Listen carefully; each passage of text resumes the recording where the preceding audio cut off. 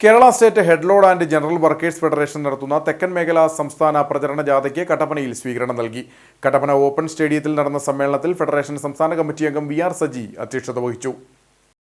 കൈത്തർക്ക് തൊഴിൽ സംരക്ഷിക്കണമെന്നാവശ്യപ്പെട്ട് Kerala state head load and general workers federation CITU നടത്തുന്ന തെക്കൻ മേഖല സംസ്ഥാന പ്രചരണ ജാഥയ്ക്കാണ് കട്ടപ്പനയിൽ സ്വീകരണം നൽകിയത്.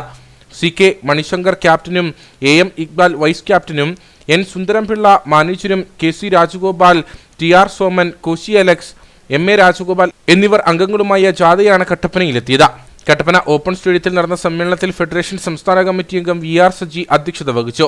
കേന്ദ്ര സർക്കാരിന്റെ തൊഴിലാളി വിരുദ്ധ നയങ്ങൾ അവസാനിപ്പിക്കണമെന്ന് നേതാക്കൾ ആവശ്യപ്പെട്ടു. സാധാരണക്കാരെയും തൊഴിലാളികളെയും കർഷകരെയും അവഗണിച്ച് വൻകിടക്കാരെ മാത്രം സംരക്ഷിക്കുകയാണ് മോദി സർക്കാർ.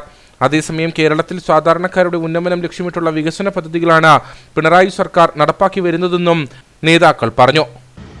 തിരുവനന്തപുരം, എറണാകുളം, കൊല്ലം, കോഴിക്കോട്, കോട്ടയം, തൃശൂർ തുടങ്ങിയ ജില്ലകളിലെ ചുമട് തൊഴിലാളികളെ പോലെ ഉള്ള തൊഴിൽ ഇടുക്കി ജില്ലയിൽ ഉണ്ടാവണമെന്ന് ആഗ്രഹിച്ചാലും കഴിയില്ല. കാരണം ഇത് ഒന്ന് വനമേഖലയാണ്, രണ്ട് കാർഷിക മേഖലയാണ്.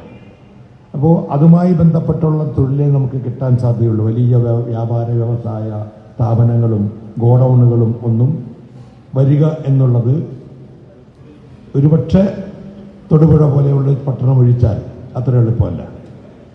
അപ്പോൾ അതിന് നേരത്തെ സൂചിപ്പിച്ച തടസ്സം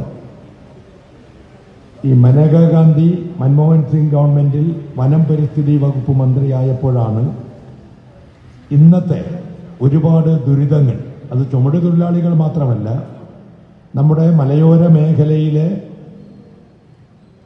ലക്ഷോപലക്ഷം വരുന്ന ജനങ്ങളും കുടുംബവും അനുഭവിക്കുന്നത്. ചുമട്ടുതൊഴിലാളി നിയമം കാലോചിതമായി പരിഷ്കരിക്കുക, MESA, ബെവ്കോ എന്നിവിടങ്ങളിൽ ധാരണയായ കൂലിവർധന നടപ്പാക്കുക, കേന്ദ്ര സർക്കാരിന്റെ തൊഴിലാളി വിരുദ്ധ നയങ്ങൾ പിൻവലിക്കുക, തൊഴിലാളി സംരക്ഷണത്തിന് ബദൽ നയം ഉയർത്തുന്ന LDF സർക്കാരിന് ശക്തി പകരുക തുടങ്ങിയ ആവശ്യങ്ങൾ ഉന്നയിച്ചാണ് ജാഥ പര്യടനം നടത്തുന്നത്.